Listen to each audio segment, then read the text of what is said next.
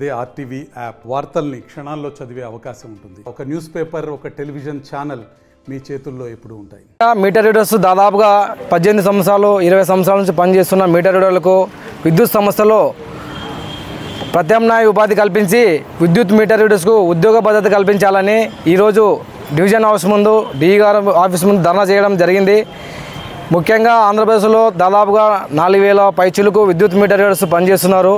వీళ్ళకి స్మార్ట్ మీటర్లు వస్తున్న తరుణంలో ఉపాధి కోల్పోయి వాళ్ళ కుటుంబాలు రోడ్డున పడే అవకాశం ఉంది. దాదాపుగా ప్రభుత్వం కానీ యాజమాన్యం కానీ విద్యుత్ మీటర్ రీడర్స్కు ఉద్యోగ భద్రత కల్పించి కనీస వేతనం అమలు చేయాలని మేము డిమాండ్ చేస్తున్నాము. ఈరోజు రాష్ట్ర వ్యాప్తంగా విద్యుత్ శాఖలో పనిచేస్తున్నటువంటి మీటర్ రీడర్స్ గత 18-20 సంవత్సరాలుగా పనిచేస్తున్న విద్యుత్ మీటర్ రీడర్స్కి ఈరోజు స్మార్ట్ మీటర్లు తీసుకొని వచ్చి ఉపాధి లేకుండా చేస్తున్నారు. తక్షణమే మరి విద్యుత్ మీటర్కి ప్రత్యామ్నాయ ఉపాధి కల్పించి అందరూ విద్యుత్ మీటర్స్ అందరూ కూడా ఎలక్ట్రిసిటీ డిపార్ట్మెంట్లోనే అర్హత కలిగినటువంటి ఐటీఐకి సంబంధించి అదేవిధంగా అన్ని రకాలుగా వీళ్ళకంతా కూడా ప్రత్యామ్నాయ ఉపాధి చూపించాలని చెప్పేసి ఉద్యోగాలు ఇవ్వాలని చెప్పేసి డిమాండ్ చేస్తున్నాం.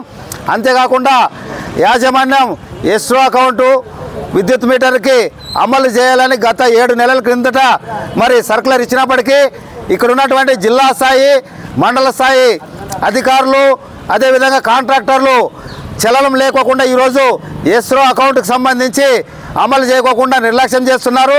అంతేకాకుండా గత 10 సంవత్సరాల నుండి విద్యుత్ మీటర్లకి ₹1 కూడా మరి వాళ్ళకి ఇచ్చినటువంటి బిల్లులకు సంబంధించినటువంటి వేతనాలు పెంచలేదు. కేవలము మరి ₹2.43 మరి ₹2.70 మాత్రమే ఇస్తున్నారు.